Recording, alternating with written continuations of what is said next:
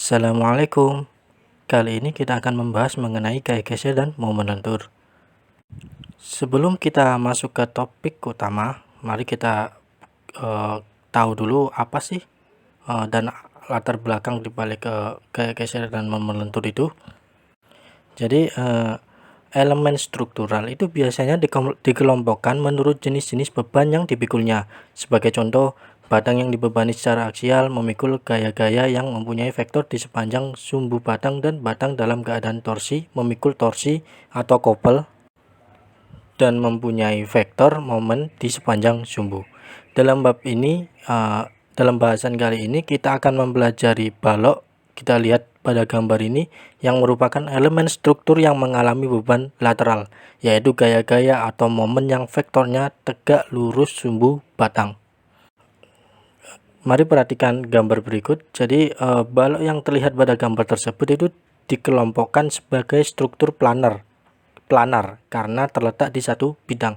Jika semua beban bekerja di bidang yang sama dan jika semua defleksi di sini ditunjukkan dengan garis putus-putus, itu jika defleksi terjadi di batang tersebut, maka kita menyebut bidang tersebut dengan bidang lentur atau plane of bending. Jadi pada bab kali ini atau pembahasan kali ini kita akan membahas gaya geser dan momen lentur di balok, dan kita akan menunjukkan bagaimana besaran-besaran tersebut berkaitan satu sama lain dan dengan beban. Untuk mencari gaya geser dan momen lentur merupakan langkah penting ya dalam mendesain suatu balok. Jadi kita biasanya perlu mengetahui bukan hanya harga maksimum dari besaran-besaran tersebut, tetapi juga bagaimana besaran-besaran tersebut bervariasi di sepanjang sumbu. Apabila kita sudah mengetahui nilai dari gaya geser dan momen lentur, kita dapat mencari harga dari tegangan, regangan, dan defleksi. Sebagaimana yang sudah kita bahas atau sudah dibahas, atau pasti kalian sudah tahu mengenai tegangan-regangan itu apa sebelumnya. Yang selanjutnya kita perlu mengetahui jenis-jenis balok, beban, dan reaksi sebelum kita mulai langkah-langkah cara menghitung momen lentur dan gaya geser. Pada subbab kali ini itu kita deskripsikan dulu, kita setujui dulu bahwa balok di sini itu dideskripsikan berdasarkan bagaimana balok tersebut ditumpu. Jadi ada beberapa contoh tumpuan atau beberapa tipe tumpuan. Yang pertama itu ada tumpuan sendi, ada tumpuan roll, dan di ujung lainnya itu ada disebut atau balok bertumpuan sederhana atau balok sederhana. Kita lihat gambar berikut ini. Jadi gambar ini merupakan jenis balok yang balok sederhana ya. Gambar balok sederhana ini ada terdapat dua tumpuan, yaitu tumpuan sendi dan tumpuan roll. Apa sih ciri penting dari tumpuan sendi? Jadi tumpuan sendi ini merupakan tumpuan di mana di ujungnya ini mencegah terjadinya translasi. Jadi mencegah terjadinya translasi, tetapi dia tidak mencegah terjadinya rotasi di salah satu ujungnya. Jadi untuk ujung A dari balok pada gambar ini itu tidak dapat bergerak dalam arah horizontal atau vertikal, tetapi sumbu batang dapat berotasi dalam bidang gambar. Karena itu, ciri dari tumpuan sendi ini, dia dapat memberikan reaksi berupa gaya dengan komponen horizontal dan vertikal, tetapi dia tidak akan memberikan reaksi berupa momen. Oke, mari kita lihat yang di ujung lainnya, yaitu di ujung B dari balok tetap pada gambar yang sama. Ini adalah tumpuan roll. Jadi tumpuan roll yang perlu diingat ini kayak ada roda-rodanya di bawahnya. Jadi ada roda-roda. Jadi untuk tumpuan roll ini mencegah translasi dalam arah vertikal tetapi tidak dalam horizontal, sehingga tumpuan ini dapat menahan gaya vertikal tetapi dia tidak dapat menahan gaya horizontal. Tentu pada tumpuan ini sumbu balok bebas berputar di B seperti juga yang terjadi di A tadi, dan reaksi vertikal di tumpuan roll dan tumpuan sendi itu dapat bereaksi ke atas ataupun ke bawah, dan reaksi di tumpuan sendi sendiri itu dapat berarah ke kiri atau ke kanan. Jadi untuk macam reaksi-reaksi yang terjadi pada tumpuan ini, kita bisa lihat dia ditunjukkan dengan arah panah ini ya. Jadi panah yang dicoret ini merupakan reaksi. Jadi kenapa kok dicoret, dan untuk membedakan dia dengan beban. Mari kita perhatikan gambar yang lain lagi. Jadi gambar ini salah satu ujungnya dijepit dan satu ujung yang lainnya bebas. Dan ini kita sebut dengan balok cantilever. Di tumpuan jepit, balok ini tidak dapat bertranslasi maupun berotasi. Sedangkan di ujung bebasnya balok tersebut dapat bertranslasi dan juga dapat berotasi. Dengan demikian, reaksi gaya maupun momen akan atau dapat terjadi pada tumpuan jepit jenis ini. Jenis yang lain adalah ini, pada gambar ini dinamakan dengan balok overhang. Balok dengan overhang atau bagiannya biasanya disebut dengan overstack ya nama lainnya. Jadi pada balok ini ditumpu sederhana di titik A dan B, artinya mempunyai tumpuan sendi di titik A dan tumpuan roll di titik B, tetapi ada bagian yang menurus ini atau nama lainnya juga overstack ya, atau overhang tadi di atas tumpuan B. Bagian overstack ini mirip dengan balok cantilever, tetapi dalam hal ini sumbu balok dapat berotasi di titik B. Lantas apa sih? Ada beberapa simbol ya, simbol konvensional pada gambar-gambar yang telah ditunjukkan tadi. Jadi simbol itu tadi menunjukkan bagaimana balok itu ditahan. Jadi sehingga simbol itu simbol universal, berlaku dimanapun. Jadi simbol itu juga menunjukkan juga perilaku reaksi yang berupa gaya dan momen. Biasanya simbol tersebut tidak menunjukkan konstruksi fisik secara aktual. Mari kita tinjau dari strukturnya yang terdapat yang pada gambar ini ya. Jadi pada yang pertama ini, gambar ini menunjukkan sebuah balok sayap lebar yang ditumpu oleh dinding beton dan ditahan oleh baut angkur yang menembus lubang slot di flange bawah dari balok tersebut. Konstruksi ini menahan balok terhadap gerakan vertikal baik ke atas ataupun ke bawah, tetapi tidak akan mencegah gerakan horizontal. Jadi untuk tahanannya sendiri terhadap rotasi sumbu longitudinal balok adalah kecil, dan untuk tahanan tersebut, tahanan terhadap rotasi itu biasanya kita abaikan. Dan tumpuan ini tuh biasanya direpresentasikan sebagai roll, ya. Gambar yang kedua adalah sambungan balok ke kolom, di mana balok tersebut dipasang di flange kolom dengan menggunakan siku yang dibaut. Tujuan seperti ini biasanya diasumsikan untuk menahan balok terhadap gerakan horizontal dan vertikal, tetapi tidak akan menahan rotasi. Jadi untuk tahanan terhadap rotasi sendiri di sini kenapa kok dikatakan dia tidak dapat menahan? Karena tahanannya ini sangat kecil ya, karena siku dan kolomnya itu dapat melentur. Jadi pada sambungan ini biasanya kita representasikan sebagai tumpuan sendi pada balok. Dan pada gambar selanjutnya adalah tiang metal yang dilas ke plat landasan ya, yang diangkur ke pir beton yang tertanam di tanah. Panjang banget ini. Jadi karena dasar dari tiang ini dikekang penuh, jadi dia kayak ditahan penuh ya terhadap translasi dan rotasi, maka ini yang kita namakan sebagai tumpuan jepit. Jadi lantas kenapa sih kok dilambangkan dengan seperti ini? Jadi untuk struktur real dengan model yang diidealisasikan ini cuman untuk penyederhanaan aja ya. Jadi di sini tuh harus cukup sederhana untuk menunjukkan perilaku aktual struktur dengan ketelitian yang cukup memadai. Tentu saja setiap model di sini merupakan pendekatan terhadap kenyataannya. Sebagai contoh nih, tumpuan aktual suatu balok itu tidak akan pernah benar-benar rigid karena selalu ada sedikit translasi di tumpuan sendi dan sedikit rotasi di tumpuan jepit. Juga tumpuan ini tidak benar-benar bebas gesekan, sehingga selalu ada sedikit tahanan terhadap rotasi di tumpuan roll, dan pada umumnya terutama pada balok statis ya, ya penyimpangan dari kondisi ideal ini hanya berpengaruh sedikit terhadap aksi balok dan biasanya dianggap aman sih atau bisa diabaikan. Mari kita masuk ke topik yang utamanya. Jadi gaya geser dan momen lentur tadi itu hanya semacam kayak pengantar saja, introduction saja, dan ini ke topik utamanya.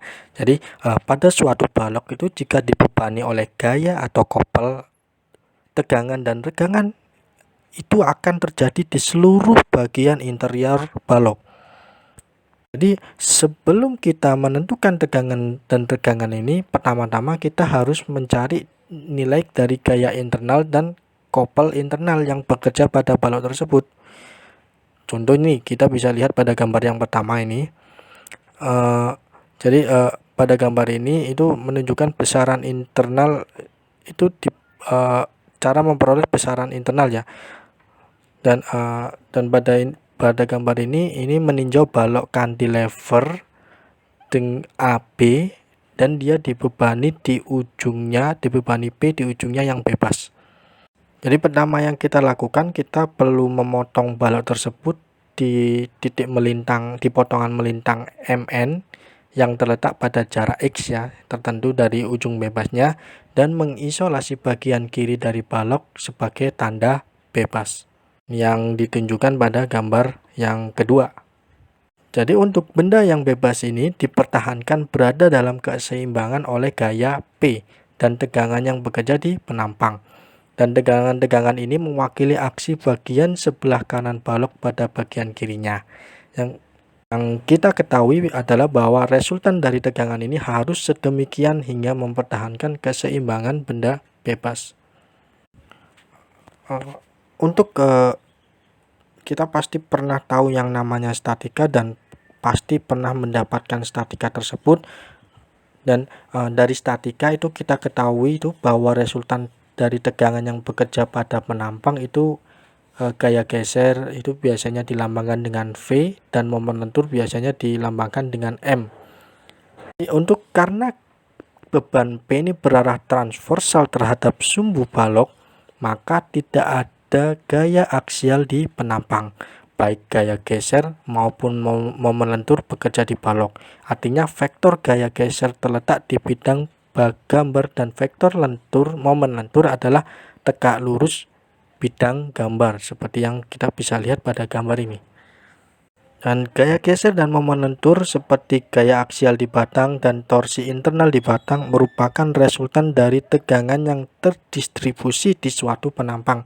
Dengan demikian ini besaran-besaran ini biasanya kita sebut sebagai resultan tegangan. Dan untuk resultan tegangan pada balok statis tertentu dapat kita hitung dengan menggunakan persamaan keseimbangan. Dalam hal ini dalam hal balok cantilever yang gambar ini kita menggunakan diagram benda bebas seperti pada gambar yang kedua dan ketiga ya. Dan dengan menjumlahkan gaya-gaya dalam arah vertikal dan mengambil momen terhadap potongan, maka kita dapatkan nilai dari sigma gaya arah vertikal itu harus sama dengan 0 dan sigma momen itu harus sama dengan 0. Selanjutnya kita bisa mengikuti persamaan seperti yang ditunjukkan pada slide berikut ini. Dan nilai X di sini ini adalah jarak dari ujung bebas balok ke potongan di mana V dan M dihitung. Jadi dengan menggunakan diagram benda bebas dan dua persamaan keseimbangan, kita dapat menghitung gaya geser dan momen lentur dengan mudah. Terus gimana sih dengan tanda-tanda ini tadi? Tandanya kok bisa ke atas dan yang lain-lain mah? Ini ada suatu perjanjian tanda. Jadi kita pelajari dulu perjanjian tanda untuk gaya geser dan momen lentur. Jadi untuk gaya geser sendiri, gaya geser dan momen lentur itu biasanya diasumsikan bertanda positif jika bekerja dalam arah seperti yang terlihat pada gambar yang kedua. Dan perlu kita perhatikan bahwa gaya geser tersebut cenderung untuk memutar bahan searah jarum jam dan momen lentur cenderung menekan bagian atas balok dan menarik ke bagian bawahnya. Terus untuk di potongan tersebut juga kita bisa lihat bahwa gaya geser bekerja ke bawah dan momen lentur bekerja berlawanan jarum jam. Dan aksi resultan tegangan yang sama kita bisa lihat juga pada gambar yang ketiga, tetap pada slide yang sama. Jadi pada bagian kanan balok yang setelah dipotong tadi ya, bentuk arah kedua besaran sekarang itu kebalikannya. Gaya geser bekerja ke atas dan momen lentur bekerja searah jarum jam. Jadi sekalipun demikian, gaya geser cenderung memutarkan bahan searah jarum jam dan momen lentur tetap menyebabkan tekanan di bagian atas dan tarik di bagian bawah balok. Jadi dalam hal balok ya tentunya, ini kita sepakati bahwa gaya geser positif itu bekerja searah jarum jam terhadap bahan, dan gaya geser negatif bekerja berlawanan jarum jam terhadap bahan juga. Dan momen lentur positif menekan bagian atas balok dan momen lentur negatif menekan bagian bawah. Nah, untuk memperjelas ini kita lihat pada slide ini, pada gambar ini, jadi gaya geser positif dan negatif maupun momen lentur positif dan negatif ini seperti yang ditujukan pada gambar. Jadi gaya dan momen seperti terlihat bekerja pada elemen balok yang dipotong antara dua penampang yang jaraknya berdekatan satu sama lain. Dan kalian ikuti perjanjian tanda ini pasti dan ikuti gambar yang tertera ini pasti sesuai dengan itu. Sering atau universal sekali biasanya dipakai. Untuk deformasi sendiri itu biasanya diakibatkan oleh gaya geser positif dan negatif maupun momen lentur positif dan negatif. Nah, ini bisa kita lihat pada gambar selanjutnya. Jadi kita lihat bahwa gaya geser positif cenderung mengubah bentuk elemen dengan muka kanan bergerak ke bawah relatif terhadap muka kiri. Dan seperti yang telah saya sebutkan tadi bahwa momen lentur positif itu menekan dan memperpendek tentunya, menekan dan memperpendek bagian atas dan menarik bagian bawah balok.